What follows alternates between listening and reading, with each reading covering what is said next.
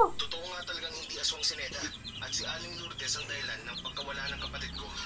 Baba na. Ito yung mga katulong. Yan, Pasok tayo sa baba. loob ng bahay ni Neda. Sigurado may asin siya doon. Idadagdag.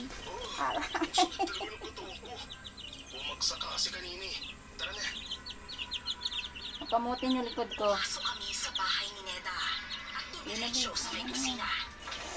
Kaagad na hinanap ang lagayan ng asin. Nang makita namin yon, lumabas na kami at tumakbo papunta Baba sa na! sementeryo. Nakita namin silang naglalaban at pareho na silang sugatan. Neda, dito. Dali mo aswang banda dito. Uy, baba na. Ang tulog naman. Hindi tumatalab ang patay sa balat niya. Baba na, baba na. Ako at akala